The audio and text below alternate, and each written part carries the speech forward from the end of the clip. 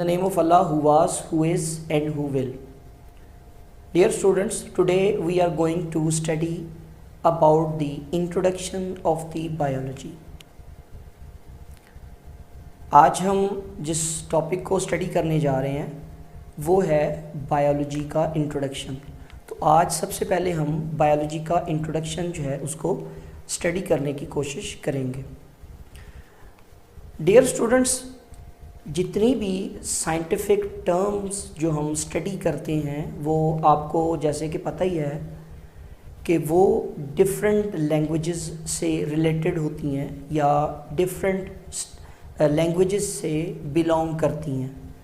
जैसे सपोज़ हम कहते हैं कि बायोलॉजी, ज़ूलॉजी, केमिस्ट्री, एस्ट्रोलॉजी और फिज़िक्स है, या इसके अलावा दूसरी जितनी भी हम साइंटिफिक या साइंस की बुक्स वगैरह या साइंस के जो मज़मून वगैरह हम सब्जेक्ट्स स्टडी करते हैं, इनके अंदर डिफरेंट टाइप्स की टर्म्स को यूज़ किया जाता है। और ये टर्म्स जो हैं ये या तो लैटिन वर्ड से अख़ज़ किया जाता है इनको, या इनको ग्रीक वर्ड से अख़ज़ किया जाता है। इसी तरह जैसे हम बायोलॉजी का इंट्रोडक्शन स्टडी करने जा रहे हैं, तो बायोलॉजी अज़ ख़ुद दो ग्रीक वर्ड्स का मजमुआ है। तो इसको शुरू करते हैं स्टूडेंट्स। बायोलॉजी, वर्ड बायोलॉजी जो है ये दो अल्फाज का मजमुआ है। Number 1 BIOS and logos. Word bio जो है ये एक ग्रीक वर्ड बायोस से लिया गया है, जबकि इसी तरह जो वर्ड लोजी है ये असल में एक वर्ड लोगोस इससे अख़ज़ किया गया है। ये जो वर्ड बायोस है, बायोस का मतलब होता है ज़िंदगी, लाइफ, लेकिन यहाँ पे बायोस से मुराद होती है जानदार, लिविंग्स, यानी इनको हम जानदार कहते हैं। जबकि दूसरी जो टर्म्स यहाँ पे यूज़ की गई है वो है लोगोस, और लोगोस का मतलब है टू स्टडी यानी इल्म हासिल करना। सिंपली आप इसको इस तरह भी कह सकते हैं, इल्म हासिल करना। तो ओवरऑल अगर हम इन दोनों अल्फाज को इकट्ठा करें तो इसका मतलब बनता है लिविंग्स के बारे में इल्म हासिल करना। लिहाजा बायोलॉजी जो है ये एक ऐसा इल्म है जिसमें हम जानदारों के बारे में इल्म हासिल करते हैं। The study of living organisms is called the biology. Students, ये बायोलॉजी जो है अज़ ख़ुद एक साइंस की शाख है, एक साइंस की ब्रांच है। There are many branches of science. मैंने आपको पहले बताया था, जैसे बायोलॉजी है, केमिस्ट्री है, फ़िज़िक्स है, मैथ है, एस्ट्रोलॉजी है। ये सारी की सारी साइंस की ब्रांचेस हैं और इन सब का ताल्लुक़ साइंस से है। चूँकि साइंस एक बहुत वसी इल्म है, मुकम्मल तौर पे साइंस के बारे में जानना, मुकम्मल तौर पे साइंस के बारे में सीखना, दिस इज़ इम्पॉसिबल। लिहाजा ये किया जा सकता है कि इसकी ब्रांचेस बना दी जाएं और छोटे छोटे पीसेस में, छोटे छोटे शाखों में इसको कन्वर्ट कर दिया जाए, ताकि इसकी जो शाखें हैं कम से कम उनको अच्छे अंदाज के साथ स्टडी किया जा सके। तो बायोलॉजी जो है अज़ ख़ुद एक साइंस की शाख है। स्टूडेंट्स, जब साइंस का वर्ड हमारे जहन में आता है तो what is science? What is science? What is science? Science क्या है? तो साइंस असल में it is a way to understand the nature. इसको मैं यहाँ पे लिख लेता हूँ, a way to understand the nature. यानी साइंस जो है ये एक ऐसा तरीका है जिसके ज़रिए से हम नेचर के बारे में इल्म हासिल करने की कोशिश करते हैं या अपने माहौल के अराउंड जो भी तब्दीलियां आ रही होती हैं, जो भी चेंजेस आ रही होती हैं, उनको स्टडी करने की कोशिश करते हैं। अब नेचर क्या है? नेचर वो सराउंडिंग है जिसके अंदर कोई जानदार जो है वो रह रहा होता है। अब ओवरऑल जब हम नेचर को एक्सप्लेन करते हैं तो नेचर के अंदर दो चीज़ें आती हैं। कौन कौन सी चीज़ें हैं? एक हैं लिविंग थिंग्स, लिविंग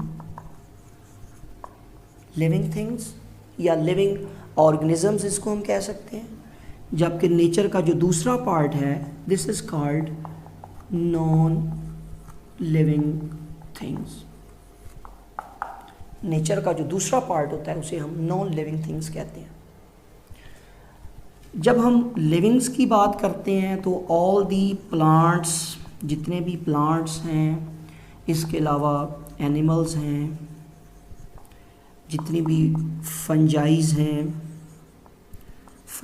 हैं, इसके अलावा एल्जीज हैं, जितने भी बैक्टीरियाज हैं। फॉर सम रीज़न हम बायोलॉजी के अंदर वायरसेस को भी स्टडी करते हैं क्योंकि उनकी बॉडी के अंदर डीएनए मौजूद होता है। लिहाजा यहाँ पे हम वायरस भी लिख लेते हैं एट्सेट्रा। अब मैं सारे लिविंग्स को गिनाना शुरू कर दूँ तो लेक्चर बहुत ज़्यादा लंबा हो जाएगा, लिहाजा इतनों पर ही इक्तफ़ा करते हैं। तो ये सारे के सारे थे लिविंग थिंग्स जिसमें प्लांट्स शामिल हैं, एनिमल्स शामिल हैं, all the fungi are included, algae are included, bacterias and viruses etc. These all are studied in living things. They are belong to the living things. जबकि इसके बरक्स जो नॉन लिविंग थिंग्स हैं उसमें कौन कौन सी चीज़ें आ जाती हैं? बेसिक चीज़ें हम यहाँ पे गिनवा देते हैं। उसमें एयर है, वाटर है, सॉइल है। These all are non living things. इसके अलावा काफ़ी बेशुमार चीज़ें, तो जस्ट लेक्चर को लंबा होने से बचाने के लिए जो है जस्ट इसी पे इक्तफ़ा करते हैं। तो साइंस क्या है? Science a way to understand the nature. अब नेचर के अंदर दो चीज़ें आती हैं, एक है लिविंग थिंग्स और दूसरी है non living things.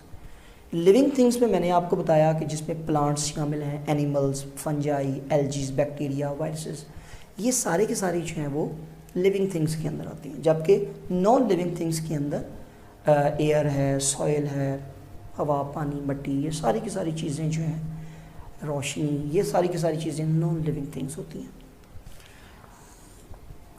Students, biology का ताल्लुक नॉन लिविंग थिंग्स के साथ नहीं है। बायोलॉजी का रिलेशनशिप लिविंग थिंग्स के साथ है। लिहाजा हम इसको ऐसे स्टडी कर सकते हैं कि the study of life is called biology. अगर हम बायोलॉजी को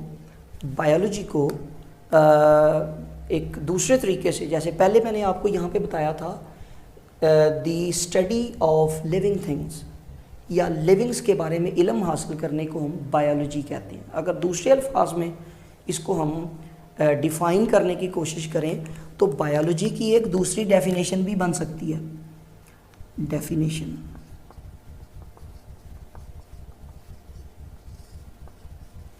और वो कौन सी है? दी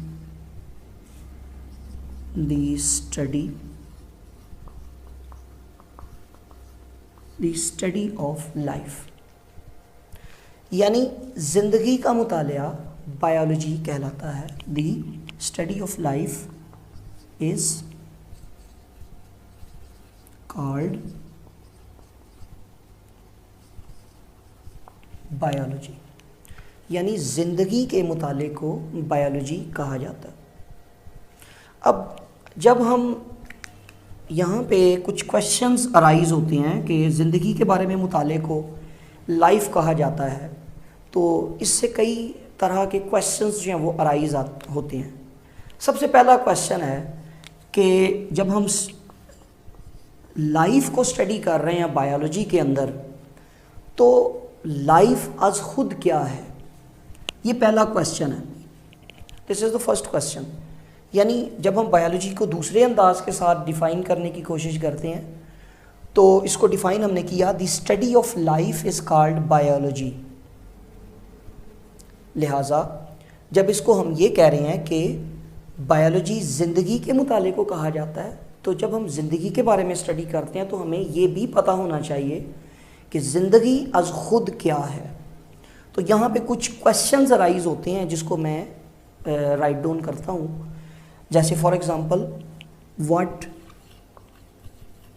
व्हाट लाइफ इज़, ज़िंदगी क्या है, ज़िंदगी किसे कहते हैं।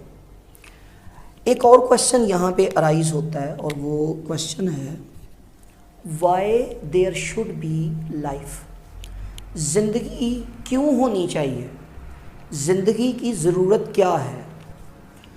Why there should be life, ये दूसरा क्वेश्चन। इसके अलावा भी क्वेश्चंस अराइज होते हैं, जैसे सपोज कर लें हाउ लाइफ वर्क्स, सपोज कर लें हाउ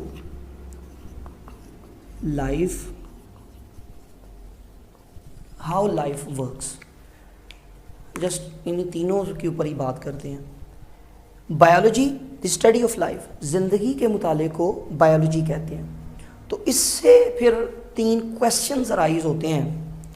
व्हाट लाइफ इज़, ज़िंदगी क्या है, हम ज़िंदगी को कैसे डिफ़ाइन कर सकते हैं।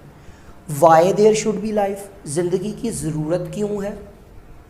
Why there should be life, ज़िंदगी क्यों होनी चाहिए या ज़िंदगी की क्या ज़रूरत है। या इसके अलावा हाउ लाइफ वर्क्स। स्टूडेंट्स, ये जो पहले दो क्वेश्चंस हैं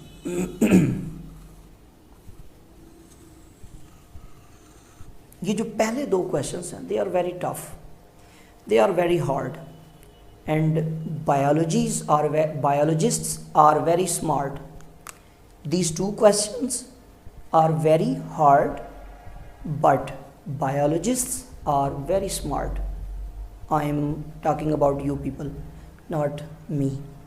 So ये दो questions, जो पहले दो questions हैं, what life is, ज़िंदगी क्या है, why there should be life, ज़िंदगी की ज़रूरत क्या है।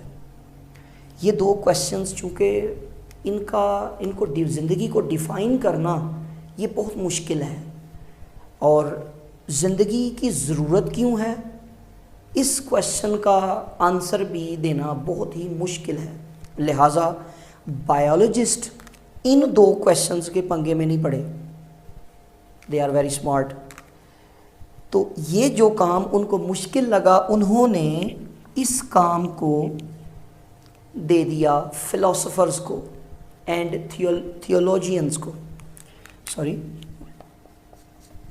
तो ये जो दो क्वेश्चंस हैं, इनको एक्सप्लेन करने के लिए उन्होंने इंतखाब किया जी कि ये जो दो क्वेश्चंस हैं कि ज़िंदगी क्या है और ज़िंदगी की ज़रूरत क्या है, इन क्वेश्चंस का आंसर जो है वो, या इन दोनों क्वेश्चंस के ऊपर काम करने के लिए ये काम छोड़ दिया उन्होंने फिलोसोफर्स के ऊपर।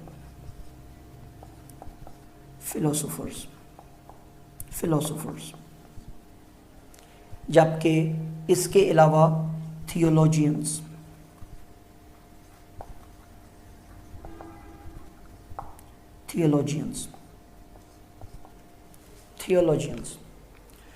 स्टूडेंट्स, फिलोसोफर्स किसे कहते हैं?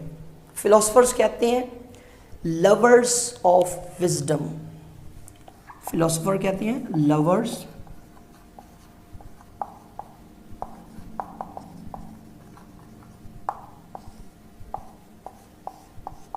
लवर्स ऑफ विजडम, यानी फ़िलासफ़र्स जो हैं अपने जहन को इस्तेमाल करते हुए नेचर को स्टडी करते हैं और उसके बाद वो अपने जहानत को इस्तेमाल करते हुए डिफरेंट वेज़ में, डिफरेंट तरीक़ों से लाइफ की को डिफ़ाइन करते हैं। अब मैं उस डिटेल में या उस डिटेल में नहीं जाना चाहता क्योंकि लेक्चर ज़्यादा लंबा हो जाएगा।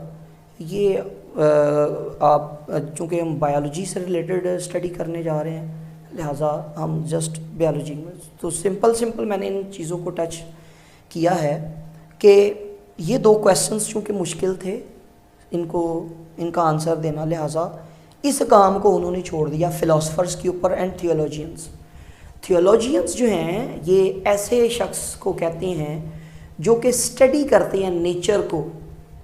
ये भी नेचर को स्टडी करते हैं, ये भी नेचर को स्टडी करते हैं, लेकिन थियोलॉजियंस जो हैं वो डिफरेंट थीरीज़ बयान करते हैं और इसके अंदर ये जो हैं वो रिलीजियस बिलीव्स जो हैं वो भी साथ में ऐड करते हैं और उसके बाद वो ज़िंदगी क्या है, ज़िंदगी की ज़रूरत क्या है, ज़िंदगी को कैसे गुजारा जाए, ये तमाम मामलात जो हैं वो अपनी जहानत को मद्देनज़र रखते हुए, अपनी जहानत को इस्तेमाल करते हुए वो इन चीज़ों को एक्सप्लेन करने की कोशिश करते हैं।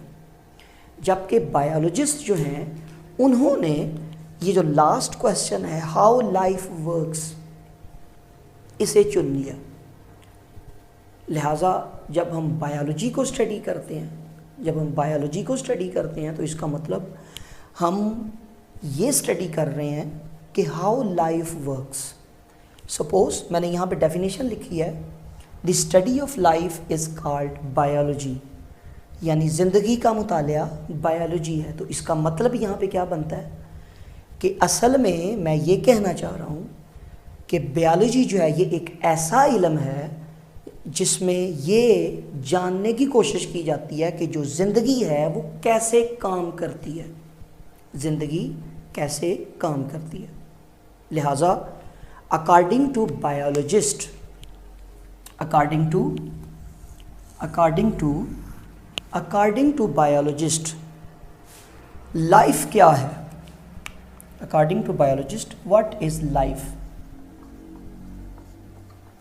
What is life. Students, life is a set of characteristics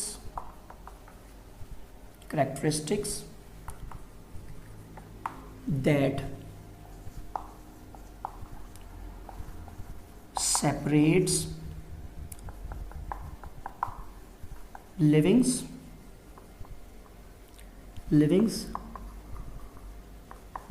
from the non-livings। बड़ा ही आसान सा है कि लाइफ क्या है। लाइफ एक सेट है करैक्टरिस्टिक्स का जो जानदारों को बेजान चीज़ों से और बेजान चीज़ों को जानदार चीज़ों से या जानदारों से जुदा करती है, सेपरेट करती है। This is called life. और इसी के मुताले को हम क्या कहते हैं, बायोलॉजी। जब हम इस चीज़ की बात करते हैं कि दैट हाउ लाइफ वर्क्स, और यहाँ पे हमने लाइफ को एक्सप्लेन किया कि the characteristics that separate the livings from the non living things, यहाँ पे एक रिलेशनशिप कायम हो गया इस क्वेश्चन का लाइफ की डेफिनेशन के साथ और साथ में बायोलॉजी की डेफिनेशन के साथ। क्योंकि बायोलॉजी की डेफिनेशन हमने की थी द स्टडी ऑफ लाइफ, ज़िंदगी का मुतालिया। इसके अलावा ये जो क्वेश्चन है ये कह रहा है हाउ लाइफ वर्क्स, और life is a set of characteristics. तो वो तमाम काम, वो तमाम करैक्टरिस्टिक्स, वो तमाम प्रॉपर्टीज़ जो जानदारों को बेजान चीज़ों से जुदा करती है, सेपरेट करती है, उनके मुताले को हम बायोलॉजी कहते हैं। मेरे ख्याल में आप अंडरस्टैंड कर रहे हैं। वो तमाम करैक्टरिस्टिक्स, वो तमाम प्रॉपर्टीज़ वो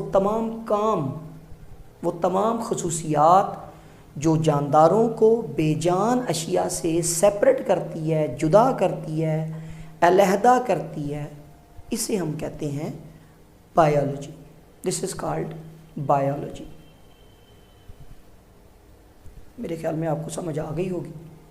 अब वो कौन से करैक्टरिस्टिक्स हैं जो जानदारों को बेजान चीज़ों से सेपरेट करते हैं, अब इनको भी देख लें।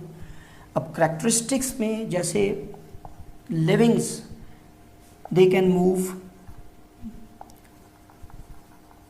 ये मूवमेंट कर सकते हैं। इसके अलावा करैक्टरिस्टिक्स की अगर हम बात करें तो दे कैन रिप्रोड्यूस, ये रिप्रोडक्शन कर सकते हैं,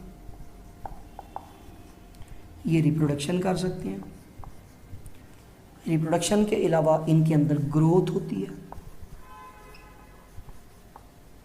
और इसके अलावा इनके अंदर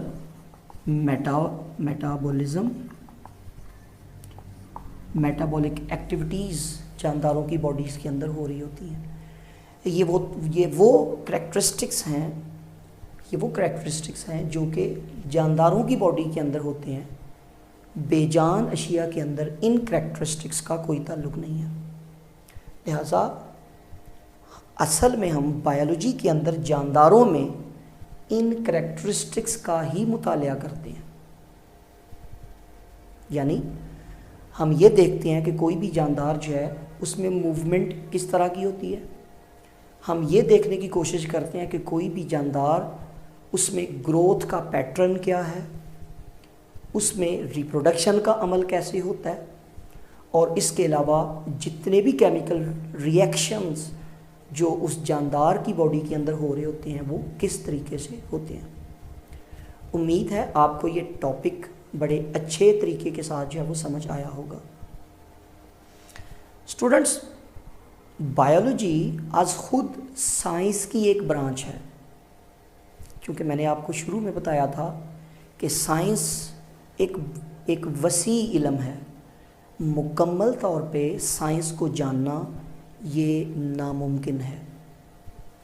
लिहाजा इसको छोटी छोटी ब्रांचेस में, जो कि कहने को छोटी छोटी हैं छोटी छोटी नहीं, तो इसको शाखों में कन्वर्ट किया गया है ताकि इजीली इसको अंडरस्टैंड किया जा सके।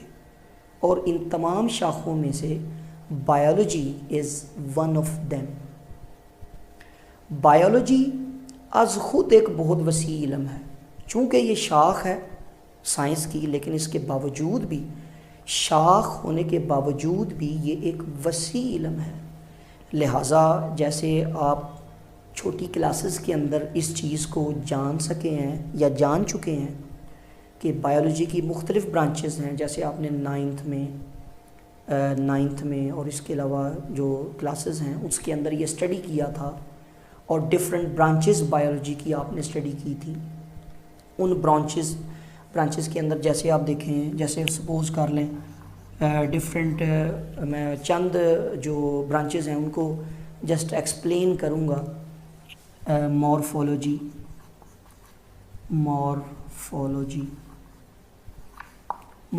है।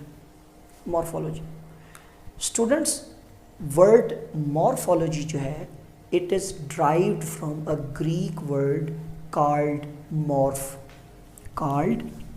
मॉर्फ। ये दो अल्फाज का मजमूआ है morphology, morpho and logos. Morpho, इसको मैं दूसरे कलर से, morpho and logos. So morpho ये लिया गया है मॉर्फ से, जबकि लॉजी लिया गया है लोगोस से। मॉर्फ कहते हैं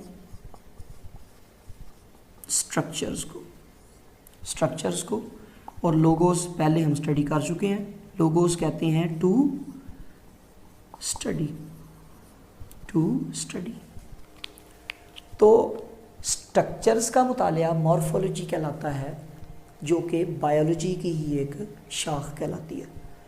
the study of structures present inside the body, inside of an organism or outside of an organism are called morphology.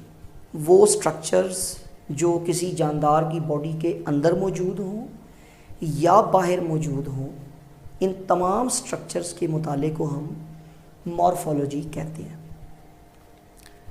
Structures, they are two type of structures. Structures दो तरह के होते हैं, इंटरनल एंड एक्सटर्नल. एक्सटर्नल, अंदरूनी और बैरूनी. तो जब हम अंदरूनी स्ट्रक्चर्स का, साख्तों का मुतालिया करेंगे तो इसका मतलब है this is called internal morphology. जब हम अंदरूनी साख्तों का मुतालिया करेंगे तो ये कहलाएगी इंटरनल मॉर्फोलॉजी. और जब हम बैरूनी साख्तों का मुतालिया करेंगे तो ये कहलाएगी एक्सटर्नल मॉर्फोलॉजी. अंदरूनी साख्तें वो साख्तें जो बॉडी के अंदर मौजूद होती हैं, जो हमें नज़र नहीं आती. सपोज़ कर लें दिल, गुर्दे, फेफड़े, ये जिस्म के अंदर मौजूद होते हैं. जबकि कान है, नाक है, आँखें हैं, सर हैं, बाल हैं, हाथ हैं, ये ऐसे स्ट्रक्चर्स हैं जो आपको आउटसाइड द बॉडी नज़र आते हैं. लिहाजा इनको हम स्टडी करते हैं एक्सटर्नल मॉर्फोलॉजी. एक्सटर्नल मॉर्फोलॉजी का दूसरा नाम है एनाटॉमी.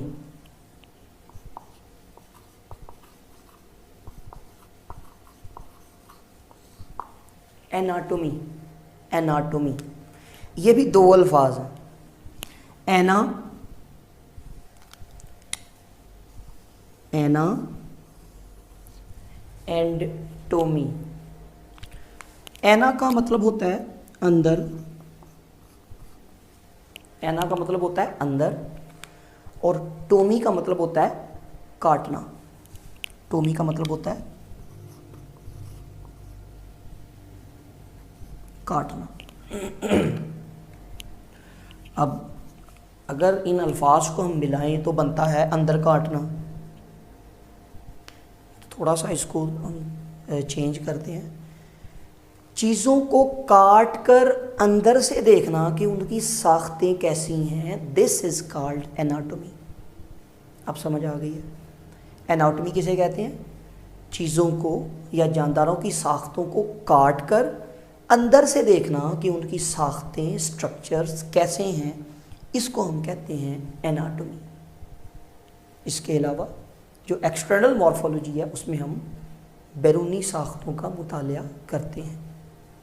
इसके अलावा डिफरेंट टाइप्स की ब्रांचेस हैं मॉर्फोलॉजी के अलावा. अगर हम स्टडी करने की कोशिश करें, जैसे सपोज़ कर लें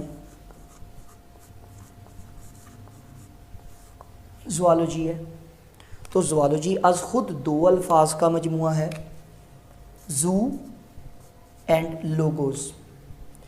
ये जो ज़ू है, असल में ये जो टर्म है ये लैटिन वर्ड से अखज़ की गई है. एक लातीनी लफ्ज़ है जिसको हम कहते हैं